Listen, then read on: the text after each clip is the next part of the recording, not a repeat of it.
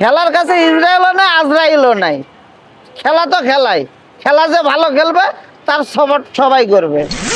আমি আর্জেন্টিনাকে ভালোবাসি, ভালোবাসে এই রিক্সা বানানা। হ্যাঁ, বিশেষ করে ম্যারাডোনাকে ভালোবাসতাম, ম্যারাডোনা তো বাদ। এখন বর্তমান মেসি, আলভারেজ, মার্টিনেক্স। হ্যাঁ, এই জন্য আমি এই রিক্সা বানিয়েছি। 8,000 টাকা খরচ হয়েছে। বাড়তি টাকা এটা আমি মনে করি না। ভালোবাসা ওই টাকার কাছে কোনো তুলনা হয় না। টাকা দিয়ে ভালোবাসা পাওয়া যায় না। ভালোবাসা তো ভালোবাসাই নাই। খেলার উপলক্ষে বা ওই আর্জেন্টিনার খেলা ভালো লাগে এই উপলক্ষে বানানা।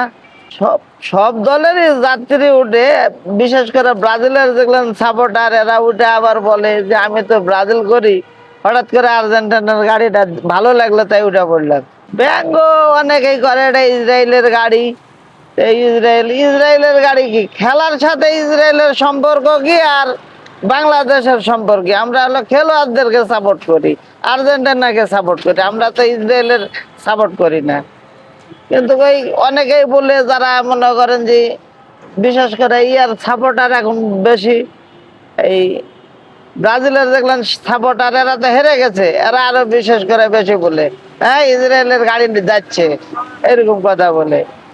এই ইসরায়েলের গাড়ি, বাংলাদেশে ইসরায়েলের গাড়ি চলে? এটা তো রিক্সা গাড়ি, এটা হলো বাংলাদেশের গাড়ি। ইসরায়েলের গাড়ি, ইসরায়েল হলো কোথায় আর বাংলাদেশ কোথায়?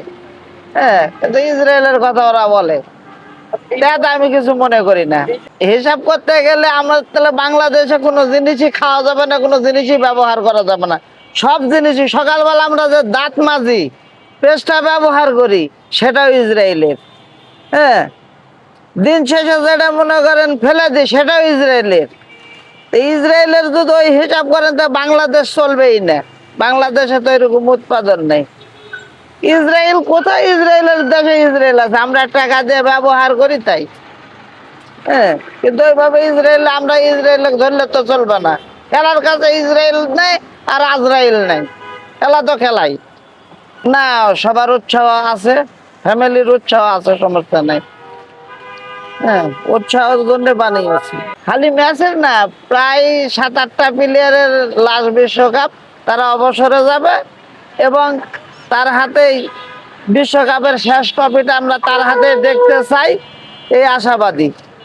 ব্রাজিল, ব্রাজিলকে নিয়ে আর কি বলবো? ব্রাজিলের খেলা আগের মতন আর নাই। তবে বলবো যে আগামীতে যেন ভালো করতে পারে, ভালো খেলতে পারে, ভালো প্রশিক্ষণ নিয়ে আবারও যেন তারা প্রস্তুতি নেয়। হ্যাঁ।